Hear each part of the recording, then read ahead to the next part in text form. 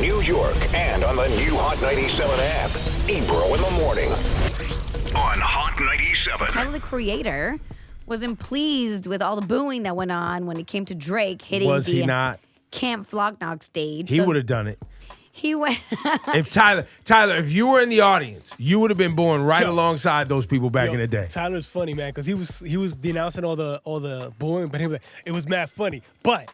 Right. But he said, but it is mad funny. He did start off the tweet saying, look, I thought bringing one of the biggest artists on the effing planet to a music festival was fire. But flip side, a little tone deaf knowing the specific crowd it drew. Some created a narrative in their head and acted out like a-holes when it didn't come true. And I don't F with that. Mm-hmm. He was like, he did feel no ways. The song is beautiful. Also, almost everybody was having a great time. Those ish in the front were the ones being mad rude, which I can see why, but not F that. Y'all represented me, Flog, my guests made us all look so entitled and trash. Well, I mean, they are entitled, let's be honest. So he kept going on, but then he said, hey, man, ish happens. All jokes aside, it was low-key funny, ha, ha, ha. Aside from that, I hope everyone had a good time. No arrests, no BS. A lot of people enjoyed it. Thanks again. And thank you, Drake. And Drizzy Drake said what? I'll be back every year. Y'all got to deal with me. See y'all next year. Basically, yeah. I like that. Step in there, Drizzy. You know, at the same festival as when YG brought up Stormy Daniels for the porn SDT. star. Yeah.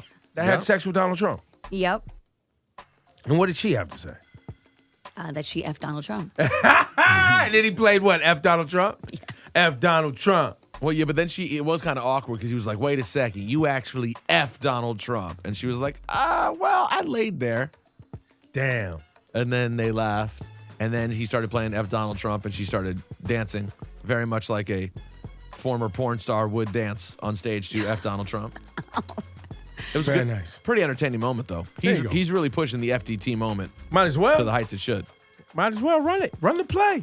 In other news, Stephen A. Smith is now ESPN's highest paid sports broadcaster. And now we go to ESPN's own Rosenberg for how it feels in the hallways at the ESPN, at the big shop. Same as always. I mean, he was already making a ton of money, and now he's making more money. He's making $8 million a That's year Just over $8 the mil? next 5 years. Wow. $40 million deal.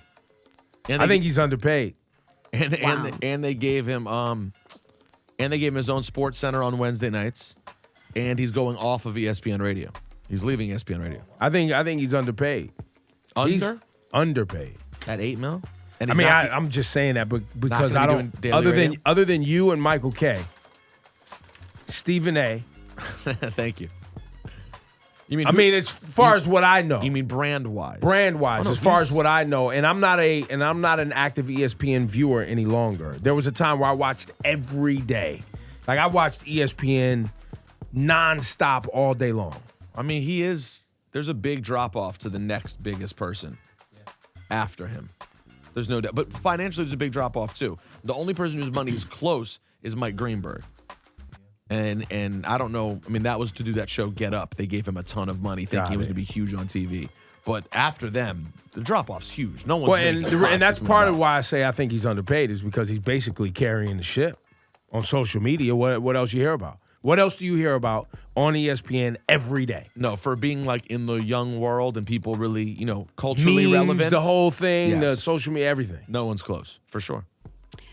This is really cool. I know me and Rosenberg have spoken about this before, but Lil Kim was a guest on The Real, and she basically said she's ready to tell her life story. Okay. So she revealed that she had been approached by many production companies in the past, but she just wasn't interested because she wasn't just really ready. Now she's taking major offers from Lionsgate, even BET, Lifetime, but she said, I just have to be, I had to be ready at the right mind state. But she even mentioned talking to John Singleton before he passed away about it, and he was very interested in doing this with her. Now, what you also got to be ready for, Kim, is when you tell your side of your life story, is everybody else coming out saying that you're not telling the right story? Mm-hmm.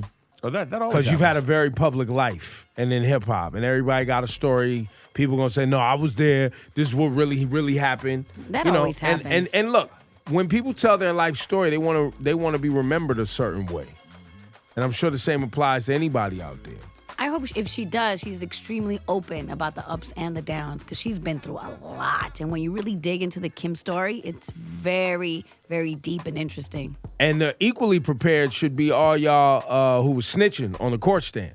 Because when I'm telling y'all, when she gets to the court scene, where she went to jail, 4 people, and y'all turned on her and left her out to dry and snitched.